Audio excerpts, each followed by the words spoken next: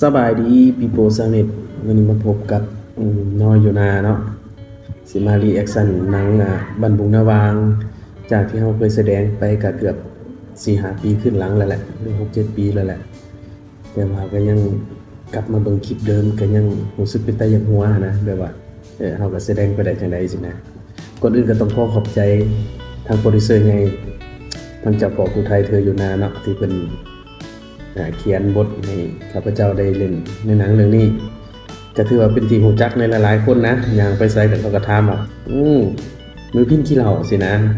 เพิ่นจะได้ถึงซ้ามันเจนางเข้าใจเป็นจังไดสินะก็เลยว่าได้บรรยากาศคักกินฮอดกำลังตามแต่ว่าทุกคนก็ต้องเติบใหญ่ไปเฮ็ดหน้าที่ไปมันแต่ว่าอยู่ในคลิปนี้ที่ทุกคนได้แสดงร่วมนี่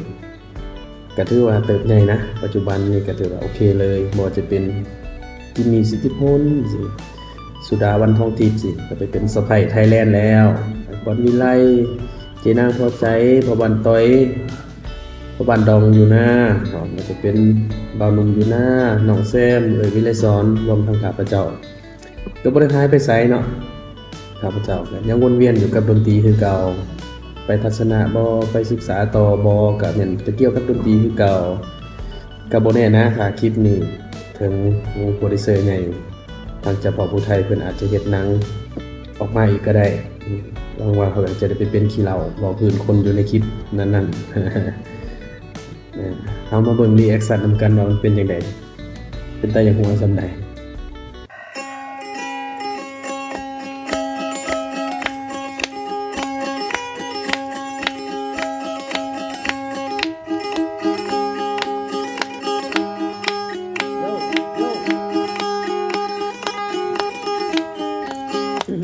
หัวใจของอ้ายหักหัวายพาโล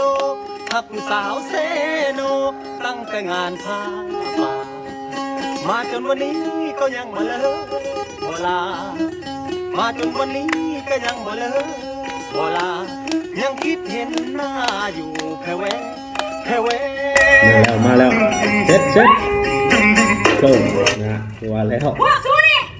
แต่ละมือแต่ละมาหาเหตุแต่ละผมไปตั้งสติผมไปหาเรื่องเหตุการณ์ทำมือตื่นตาเลยไปหาหนึ่งข่าวแล้วถวยเครื่องสักแล้วไปสักเครื่องห่วยแม่ยังนะแฟบอยู่ใส่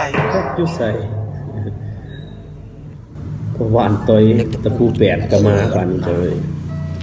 บรรยากาศคักขนาดพ่อบ้านดองยินเหล้าพ่อบ้านต่อยเขามาแบบนี้วะโอ้ยแต่เกียนะไอ้ปอนกับไอ้ต้อยนี่นะมักผู้สาวคนเดียวกันบัดลูกหักกันพ่อแม่เขาก็เลยหามเดี๋ยวนี้นะอ๋อเอาจ้องๆเลยขอบใจเด้อทุกคนอย่าลืมกดติดตาม